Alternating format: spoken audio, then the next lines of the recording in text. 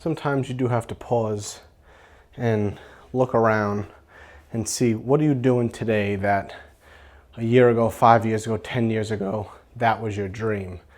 Or else it gets dangerous. You're in this perpetual state of like, then I'll be happy, then I'll feel good.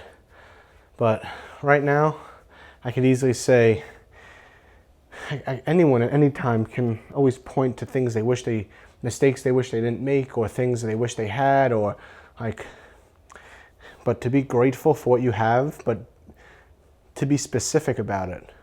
Like right now, I'm in my own house, something I've dreamed about, no joke, since I was a little kid. Like, I was interested in real estate since I was like 7 years old. Like most kids were playing with toys. I was driving around with my dad. We were looking for 2-family houses in my neighborhood, and because we had just bought and fixed up the house we were living in, and I guess my parents had some extra money. My dad was handy. My mom had a real estate license, so I think they wanted to buy a 2-family house and rent it out and invest in real estate. They ended up getting divorced and giving all that money to lawyers to fight, but I was introduced to real estate at a young age, and I thought it was fascinating. I thought, like, I looked at houses differently. Instead of just, oh, that's where people live, I was like, oh wait, some people, this is like their business. They make money on this. They fix them up. Some are good deals, some are bad deals. We'd drive past the house. Me and my dad would both guess how much it cost, and then I would call the real estate agent and ask what it was listed for. And this was when I was like maybe 7, 8, or 9. And I thought that was such a cool goal and such a cool thing. And now I'm 33 and I got my first house, and it's a 2-family house. We rent half of it because we wouldn't be able to really afford it without doing that. Houses are so expensive.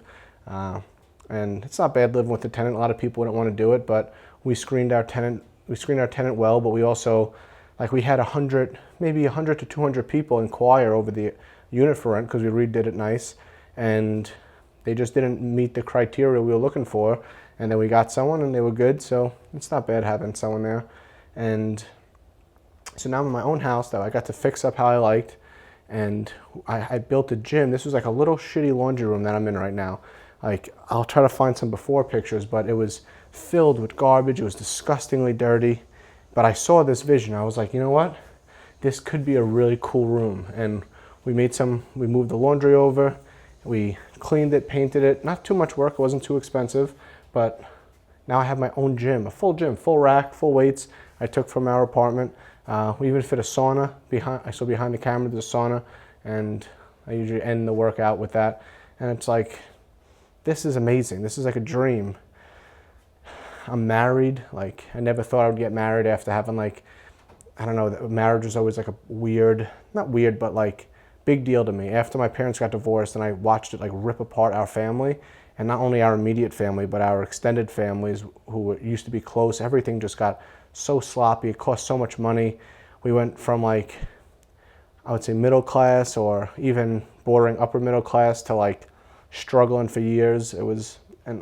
Divorce was just such an ugly thing. So it was such a big, some people just get married. They're like, yeah, I'm not age. Yeah, they look all right. And they get married, and like, to me, it was such a big deal. And maybe too big of a deal in my own head, but I finally got married, and I'm so happy I did. I wish I've been with the same girl since I'm 21. She was 18, and I was 21 when we met. We started dating, like, she might have been 19 and I was 21 still, I think. So we've been together since we're like kids. And I always knew I was going to marry her, but there was just a lot of things getting in the way, but I'm glad we got married. So, talking about being grateful, I own a house with my wife. We have a gym in the basement, a sauna. We have a yard for our dog with cold plungers in it. Just like, it's amazing.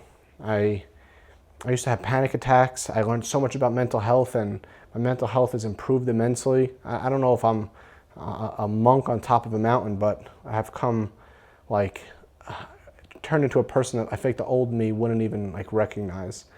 So cool. I have 2 cars that I like that are paid off, no car payments.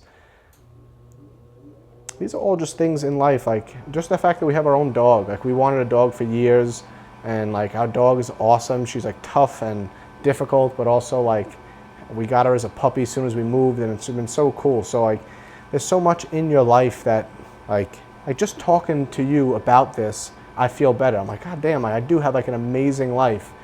Meanwhile, I could sit here thinking like, oh, my businesses aren't off the ground yet. This YouTube thing is super hard, and I don't even know if it's reaching anyone or helping anyone or anyone even gives a shit.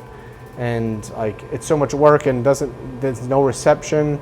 I've been working on the Healthy Home Guide and One Click Better for 2 years on and off, and we haven't really made any money, and I don't think only a few people bought the guide, and we want that guide to we want tens of thousands of people to buy it.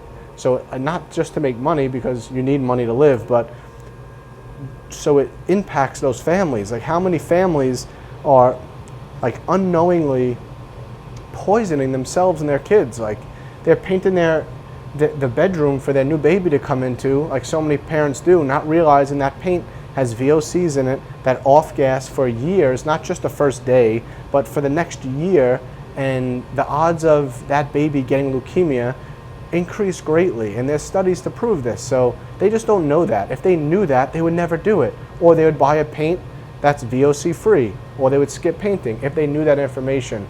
And that's what like One Click Better and the Healthy Home Guide are about. It's about getting that information to people. So, but like, we're still working on that and figuring how to reach people and how to do that well. So I could focus on the limitations. I could focus on the fact that like I built something with a friend for years and it didn't turn into where I thought, and now I'm transitioning out of that business. But like at the same time, I learned a lot while I did work with him, and I don't know.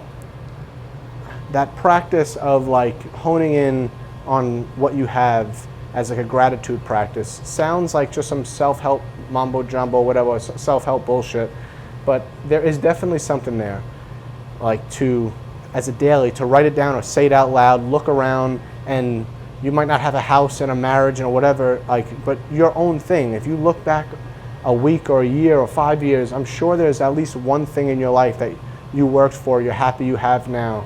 And just saying that out loud or writing it down does give you some confidence, some momentum, and makes you feel better. That's all we have is the present moment. If you always live in the future, you'll be anxious. If you always live in the past, you'll be depressed. All you got is right now. Like, shut up, Matt, and lift, you skinny fat bitch. All right.